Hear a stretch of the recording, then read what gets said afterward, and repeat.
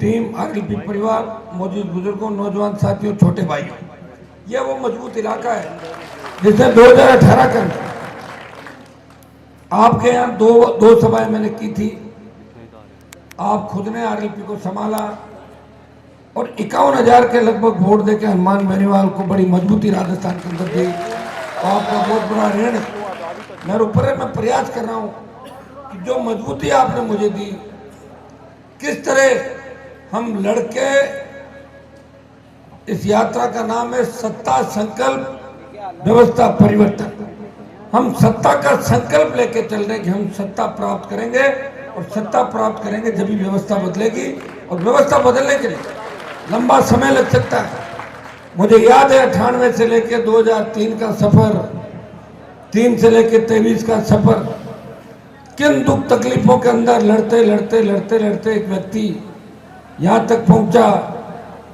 उसको आप लोगों ने मंजिल मुकाम दी और शायद प्रदेश के अंदर ये पहली पार्टी आरएलपी पार्टी जिसे क्षेत्रीय पार्टी का दर्जा मिला, और वो भी किसान के बेटों के संघर्ष, किसानों का आशीर्वाद से आज बाड़मेर से लेके अलवर भरतपुर और डूंगरपुर से लेके गंगानगर हनुमानगढ़ तक आरएलपी के जयकारे के साथ, वीर तेजाजी के जयकारे के साथ एक जगह आप इकट्ठे हो जाते हो और एक जगह एक दिशा के अंदर चलते हो। लग रहा है सत्ता के बहुत नजदीक हो, सिंहासन आपका इंतजार कर रहा है। इतना ही आह्वान करने आया हूँ शेड्यूल कास्ट के भाइयों को, ओबीसी के अन्य भाइयों को साथ ले लो।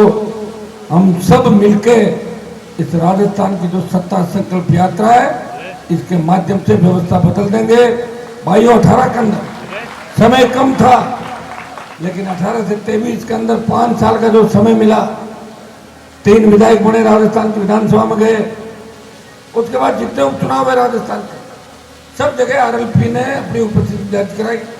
लोकसभा में जाने के बाद पहले राजस्थान के अंदर किसान की दुख तकलीफ सुनता था। जब लोकसभा के अंदर चला गया, किसान आंदोलन हुआ, 3 कृषि बिल, काले कानून जब देश के अंदर आए, पंजाब से आंदोलन चालू हुआ, हरियाणा होता हुआ दिल्ली, उत्तर प्रदेश, दिल्ली के चारों तरफ आंदोलन फैल गया। और किसान नेताओं ने बात करी कि राजस्थान में किसान आंदोलन नहीं है बिल्कुल ही। राजस्थान का अगर ये दिल्ली जयपुर का NH8 जाम हो जाए तो मोदी सरकार को झुकाया जा सकता है। सब लोगों ने कहा, हनुमान जी आप किसान के बेटे हो, आप मोदी की सत्ता को छोड़ो, सड़क पे हमारे साथ आओ, एनडीए से नाता तोड़ो। भाइयों, मैंने उनको कहा कि मेरी कुर्बानी से अगर किसान कौम का सम्मान बढ़ता है तो मैं 100 बार कुर्बानी देने को तैयार हूं। मैंने मोदी की सत्ता को ठोकर मारी, NH8 जाम किया। मुझे पता है कि बाड़मेर, शिवबाइतू के कई जवान उस NH8 पे नारे लगा रहे थे, हनुमान जी संघर्ष करो, हम आपके साथ हैं। और भाइयों, सत्ता छोड़ने के बाद मोदी ने तीनों बिल वापस लिए। अग्निपथ आया, अग्निपथ के अंदर सेना को ठेके पे दे दिया। देश में कितने सांसद है जो किसान की बात करते हैं, उनकी जाति की सेना की रेजिमेंट बनी हुई है, लेकिन कोई नहीं बोला। एक व्यक्ति लोकसभा के अंदर आवाज उठाता है, ऑल पार्टी मीटिंग के अंदर अग्निपथ का विरोध करता है। और जोधपुर में 2 लाख जवानों की रैली करके मैं आया था, अग्निपथ के टाइम ही आया था ना, रात को गई थी। मुझे लग रहा है यहाँ आते आते रात हो जाती है। अब की बार दिन में शुरुआत करूंगा इस साइड से, अगली बार अभी रात। हाँ, मैं तो रात ही पड़ती है, क्या करें। हाँ, बिहार इलाका तो यही हो गया, अपना शिव का इलाका हो गया। भाइयों, 2 लाख जवानों की रैली का परिणाम ये हुआ कि मोदी सरकार डरी। पहले अग्निवीर 25% लेने की बात करी थी कि जो अग्निवीर भर्ती होगा 25% रहेगा, 75 वापस आ जाएगा। फिर कहा कि 50% को हम एडजस्ट करेंगे। अब रही 50% की बात, समय हमारे पास भी है। राजस्थान के चुनाव के अंदर वोट का झटका देना है, दिल्ली की ओर एक कूच और करेंगे। ये बीजेपी की सरकार डर जाती है, बहुत डरपोक लोग हैं, इनको मैंने नजदीक से देखा है। ये सड़क पे नौजवानों का संघर्ष नहीं देख सकते, और किसान पुत्र सड़क पे आता है, इनके ब्लड प्रेशर ऊपर नीचे हो जाते हैं दिल्ली वालों के। मैं बहुत करीब इनके बैठा हूँ, इसलिए मैं आपको कहना चाहता हूँ कि अगर हमें हमारी जंग जीतनी है तो एक बार दिल्ली कूच करना होगा। मैं तारीख समय बता दूंगा आपको। बाड़मेर से भी उसी तरह आना है। वैसे दिल्ली कूच करेंगे तो अपने दिल्ली के आसपास वाले इलाके के लोग ज़्यादा आएंगे, आपको कम जिम्मेदारी देंगे।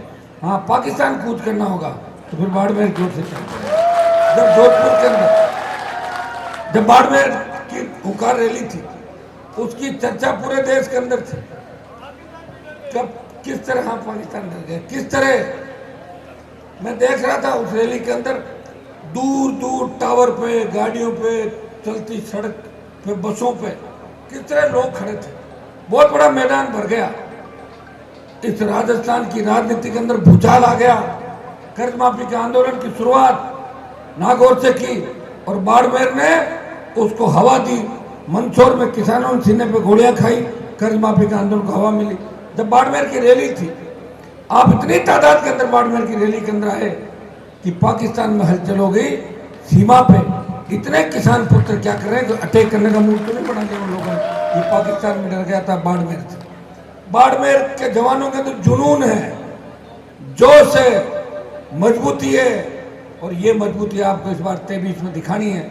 आपका भाई लड़ते लड़ते काफी समय हो गया।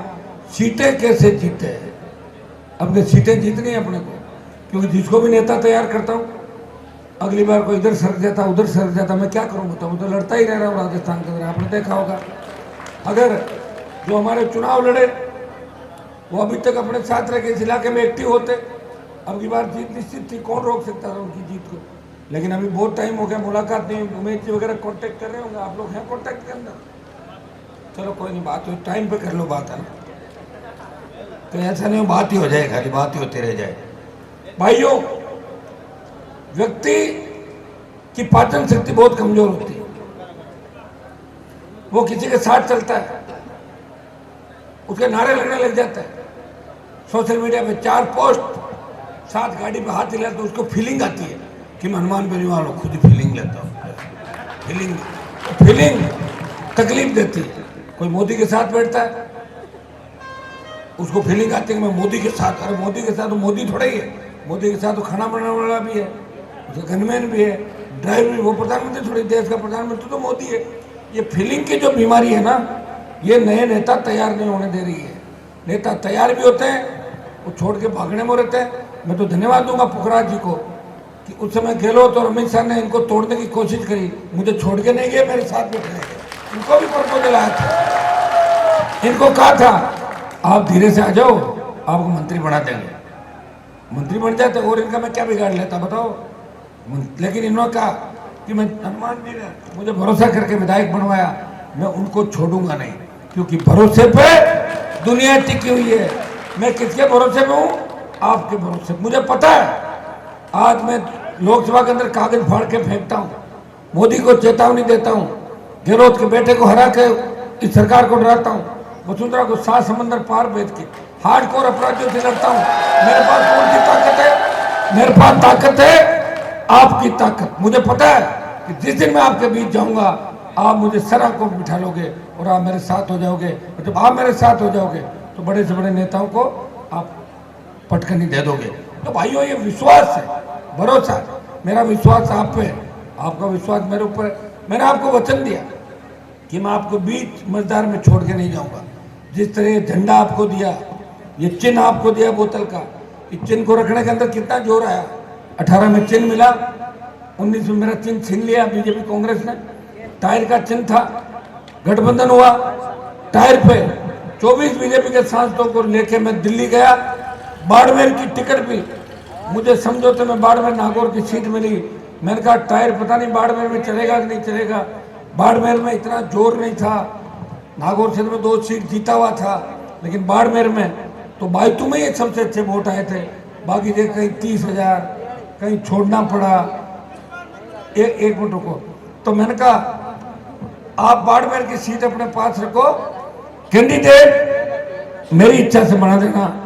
तो जो आरएलपी के सामने तीसरे नंबर पर रहते हैं आपके भी बाड़मेर के मंत्री जी, उनको मैंने उम्मीदवार बनवा दिया, जीत गए हो। उनके लिए 2-3 रैली करने आया था, मैं रैली करके भी गया था और आपने एक तरफा मतदान किया था, ये ध्यान है आपको अच्छी तरीके से। लेकिन जब दिल्ली में आवश्यकता पड़ी तो हनुमान अकेला ही किसान कौम के लड़ता रहा, जवान के लड़ता रहा।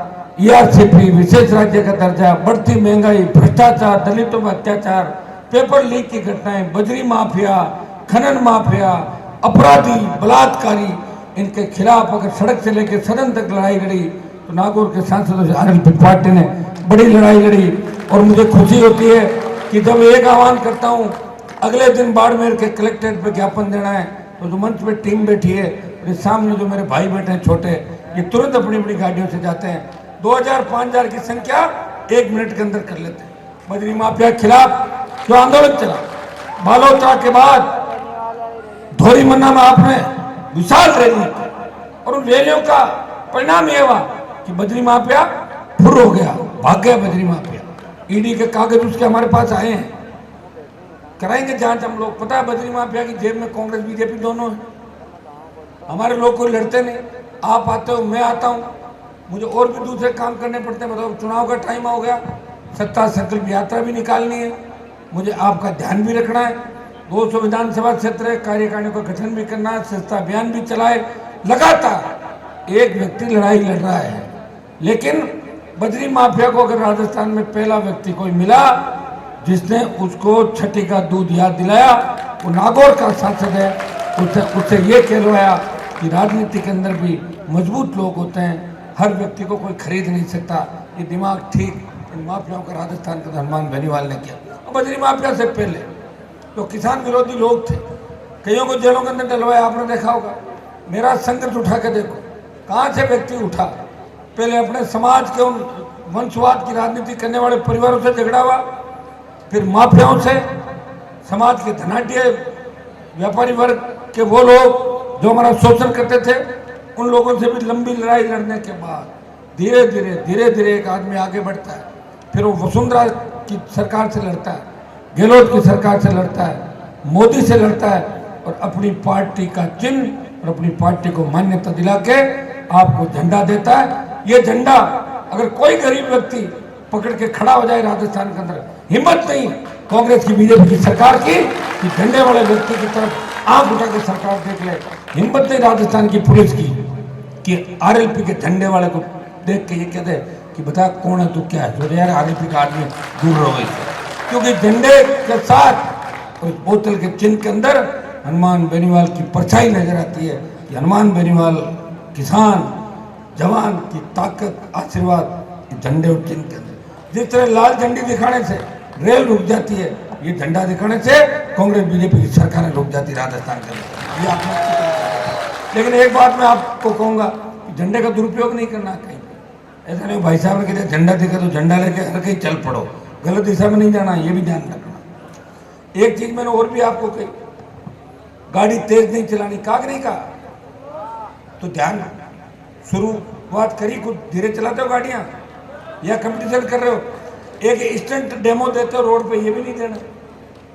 चलते चलते डीजे, मोटरसाइकिल, बोलेरो, गाड़ियां मेरे काफिले में शुरू कर देते हो। फिर मीडिया क्या लिखता है अपने लिए, कैसे सोशल मीडिया पे स्टंटबाजी चलती है कि देखिए आरएलपी के लोग कैसे कर रहे हैं। बच्चे समझ नहीं पा रहे, इनका गलत असर पड़ता है। नशे की प्रवृत्ति से दूर रहना है, नशा एक ही चीज का रखना है कि 23 में राज हमारा बढ़ना, दिसंबर के अंदर इस बात का नशा आपको रखना है।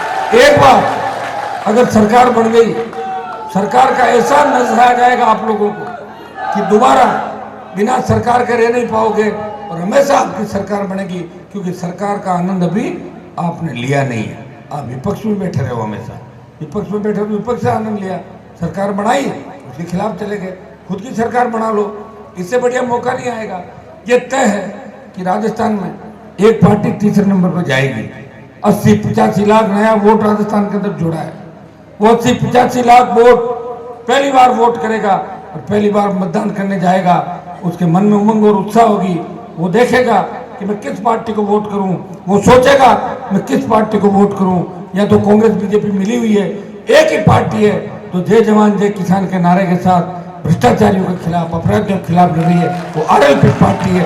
भाइयों, ये नया वोट अगर आरएलपी को वोट करेगा और पुराना वोट तो 80 लाख था हम सबका मिला के, उस समय तो हम कम सीटों पर लड़े थे। आपके यहाँ भी कईयों की मदद कर दी, जोधपुर में कर दी, शेखावटी में कर दी, कोई चाचा बोला, कोई मामा बोला, कोई भाई साहब बोला, ये करा के मदद करा ली। आप सबके कहने से मैंने मेरी पार्टी की कुर्बानी दी 2018 के अंदर, सब जगह चुनाव नहीं लड़ाए, लेकिन अब कुर्बानी नहीं देंगे। अब सत्ता संकल्प के माध्यम से राजस्थान की सत्ता पे कब्जा करेंगे, उस व्यवस्था को बदलेंगे। हम चाहते हैं टोल मुक्त राजस्थान हो, कर्ज मुक्त किसान हो, मजबूत सशक्त लोकायुक्त हो, कोई बच्चा डिग्री लेने के बाद वो बेरोजगार नहीं घूमे, उसकी रोजगार की गारंटी हो। स्थानीय इकाइयों के अंदर रिफाइनरी से लेके आपकी भिवाड़ी तक हमारे कारखाने, उनमें 80% स्थानीय लोगों को रोजगार मिले। बजरी, लाइमस्टोन, चाइना क्ले, जिप्सम किसान के खेत में जमीन निकलती है, उसको उसके खेत में पट्टे मिले, अधिकार मिले, उसे बाहर नहीं जाना पड़े। हमारे बजरी का ट्रक कोई नहीं रोके, ट्रैक्टर ट्रॉली पे 1.5 लाख 2 लाख का जुर्माना माइनिंग वाले नहीं करे। इन सब बातों के लिए थाने तहसील में जाओ, बुजुर्ग आदमी का मान और सम्मान थानेदार तहसीलदार करे। आइए बाबा, चाय मंगाऊँ या कोल्ड ड्रिंक मंगाऊँ आपके लिए, ये व्यवस्था राजस्थान में करता हूँ। ये व्यवस्था जब होगी जब सरकार आरएलपी की होगी। सरकार कहाँ से होगी? शिव की सीट से होगी, चोटन की सीट से होगी, पोखरण की सीट से होगी। मैं जहाँ उंगली कर रहा हूँ देखो, ये सीटें आ सकती है। बाड़मेर, बायतू, सिवाना, पचपदरा, बालोतरा, गुड़ा मलानी 8 सात आ जाएगी आपकी। जोधपुर में नागौर 10 की 10 है आरएलपी की, आप दिमाग से निकाल लो, 10 की 10 राष्ट्रीय लोकतांत्रिक पार्टी के खाते खोला जाएगा। पाली में आ जाओ, जालोर में आ जाओ, 1-1, 2-2 ले लो। बीकानेर आ जाओ, हनुमानगढ़, गंगानगर, सीकर, चूरू, झुंझुनू, जयपुर, अजमेर, भीलवाड़ा, चित्तौड़, टोंक, उदयपुर। जब उदयपुर के अंदर भी 50,000 वोट लिए थे बल्लभ नगर के बाई इलेक्शन में, जीत रहे हैं इस बार। करौली, धौलपुर, भरतपुर, अलवर, कोई बचेगा ही नहीं पीछे, सारा राजस्थान आ गया। कम से कम 50 में से 35, 38, 40 जिलों पे आप लोग जीत रहे हो। 50 जिलों में से बन रही है आपकी सरकार। मतलब एक चीज तय कर लो कि प्रत्येक व्यक्ति को 1 या 2 वोट रोज बढ़ाना है, चाहे किसी भी जाति का वोट हो, उसको खींचना है, समझाना है। भाइयों, एक जाति से सरकार नहीं बनती, सर्व समाज मिलकर सरकार बनाता। देखिए मंच में थान सिंह डोली से शुरू हो जाओ, राजपुरोहित, इधर आ जाओ, पुखराज जी हमारे मेघवाल समाज से, प्रिया सिंह मेघवाल, हम जाट हो गए। अभी कुछ लोग बीच में थक गए तो उतर गए, कोई भावरी समाज से था, कोई राजपूत समाज से था। देखो, ये तो मेरे पे भगवान की कृपा है। आप मेरी चिंता नहीं करते कि एक नारा और लगाया करो कि हनुमान जी नींद लो और हम आपके साथ में। नींद कब ले रहा हूँ आप देखो, मुझे चिंता करते हो इस बात? करते हो क्या कभी? 4 बजे 5 बजे झूलता हुआ सुबह उठ के फिर चल देता हूँ। कितने साल हो गए भाई? इतने में तो रिटायरमेंट हो जाते। पुलिस वाले खड़े सामने, बताओ अगर नौकरी लेट लगी हो, रिटायरमेंट आ जाएंगे 20 बच्चे, वो ले लेते हैं। ये क्या 20 साल हो गए, थक गए हम तो। मैं तो जो जो आ रहा है मजबूती चल रहा है। ये प्रिया मुझे मिली, मैंने कहा प्रिया सिंह आप बॉडी बिल्डर हो, शरीर का बहुत ध्यान रखना पड़ता है, शरीर को टाइम देना पड़ता है। हम तो टाइम कहाँ दे पाते हैं? 2-3 बजे जाएंगे, पड़ जाएंगे, सुबह उठ के चल देंगे। खाना खाया तो खाया, नहीं खाया। मैंने कहा प्रिया कोई ऐसी दवाई आती है क्या जहाँ खाना खाने की जरूरत नहीं पड़े, चलते चलते एक टेबलेट ली, पानी पिया, चल दिए तो 3 घंटे खराब नहीं होंगे। कौन से 3 घंटे? खाना खाने के अंदर लगता है ना 1.5 घंटा और 1.5 घंटा 3 घंटे, वो खराब नहीं तो और ज़्यादा काम कर सकते हैं। देखिए, काम करने कि आपने देखा सरकारों में मराक नहीं रहा। किसी व्यक्ति ने अगर मुझे कागज दिया, कभी मैंने उसको ये नहीं कहा कि मैं तेरा काम नहीं करूंगा। कहा क्या बताऊं? लगाओ फोन, अभी करता हूं। लगाओ आईजी को, लगाओ डीजी को, लगाओ एसपी को, लगाओ चीफ सेक्रेटरी को, लगाओ चीफ इंजीनियर को, लगाओ फोन दिल्ली के अंदर जहां भी कहते हैं। मेरे से तो कई मंत्री और कई नेता इतने दुखी हो गए कि मुझे देखते कह रहे हनुमान जी को बंडल तो नहीं लाया ना बदलियों का, देखते बदलियों को बंडल लेके। अरे इतने काम भाग जाते हैं। अरे यार पकड़ लेंगे, 1 घंटा छोड़ेंगे नहीं, सब जगह हाथों हाथ कराएंगे काम। बैठो मंत्री जी 1 मिनट कर लो, 10 की सीढ़ी मान दो सारे एक सारे। मैं प्रयास कर रहा हूँ भाई। राजस्थान में था तो राजस्थान की बात, दिल्ली चला गया, लोकसभा चलती है।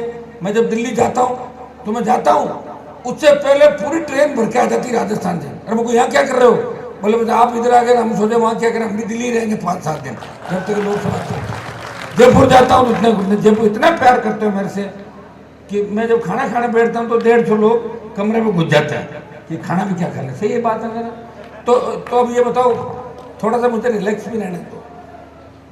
आप खुद थोड़ा थोड़ा बर्डन ले सारे लोग हर जगह में। नहीं, एक बात आपने मेरी मानी, पहले मुझे हर शादी ब्याह जरूरी करके बुलाते थे, आ जाओ आपके इलाके में आया होगा 10 साल पहले, 8 साल पहले, हर कार्यक्रम में आना पड़ेगा।